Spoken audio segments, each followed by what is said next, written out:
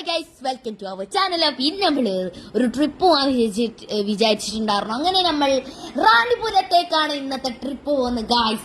നമ്മൾ അങ്ങനെ കാറിലാണ് പോയത് ഗൈസ്. നമ്മൾ ഗൂഗിൾ മാപ്പിന്റെ സഹായത്തോടെയാണ് പോയത്. നമ്മൾ കാനങ്കാട് നിന്ന് 45 കിലോമീറ്റർ ആണ് കാനങ്കാട് നിന്ന് റാണിപുരത്തേക്ക്.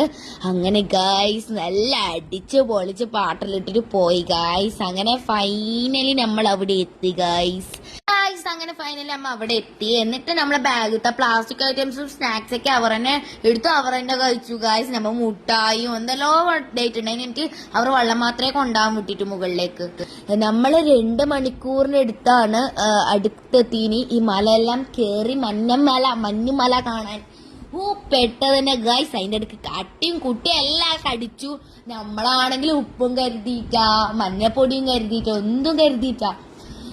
എനിക്കാണെങ്കിൽ അട്ടടിച്ചാൽ നല്ലതെന്നെല്ലാം പറഞ്ഞ് കേട്ടിനെ. എനിക്ക് നല്ല വേദന ഉണ്ടായിരുന്നു ഗൈസ്. അങ്ങനെ ഞാൻ അവിടുന്ന് ഒരു പൂവൊക്കെ പറിച്ചിട്ടുണ്ടായിരുന്നു. അതാണ് നിങ്ങൾക്ക് ഇപ്പൊ കാണിച്ചത് ഗൈസ്. നല്ല രസം ഉണ്ടായിരുന്നു ഗൈസ്. നമ്മൾ മേലേക്ക് കയറിയിട്ട് താഴേക്ക് ഇറങ്ങാൻ ഒരു 10,000 സ്റ്റെപ്സ് ഇറങ്ങണം കേട്ടോ, നടക്കണം.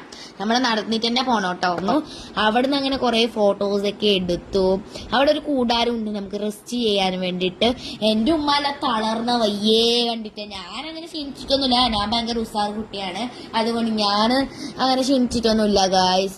ഉമ്മാക്ക് ക്ഷീണിച്ചിട്ട് ഒരു പരിവായി ഗായ്സ്. അതിന്റെ അടുക്കാണ് ഒരു മഴ വന്നു ഗായ്സ്. നമ്മ പോകുന്ന വഴിക്കൊരു മഴ വന്നു.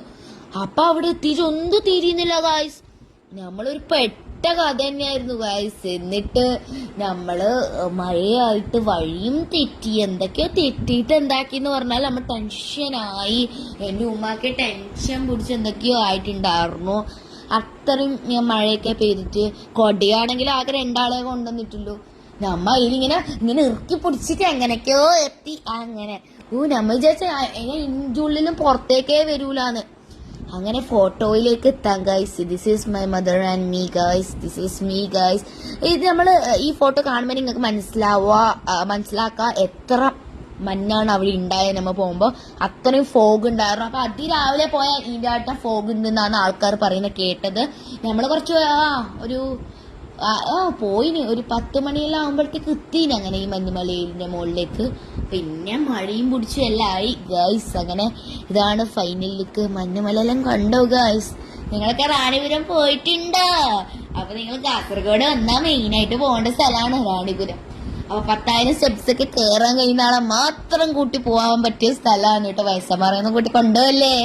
അപ്പൊ ഗായ്സ് അങ്ങനെ ഞാനിതാ ഒരു ഫോട്ടോ. പിന്നത്തെ വീഡിയോ ഇത്രേ ഉള്ളൂ. ബബാ ഗായ്സ്. നമുക്ക് സബ്സ്ക്രൈബേഴ്സ് കുറവാണ്. അപ്പൊ നിങ്ങൾ സബ്സ്ക്രൈബ് ചെയ്ത് ഒന്ന് സപ്പോർട്ട് ആക്കണം കേട്ടോ.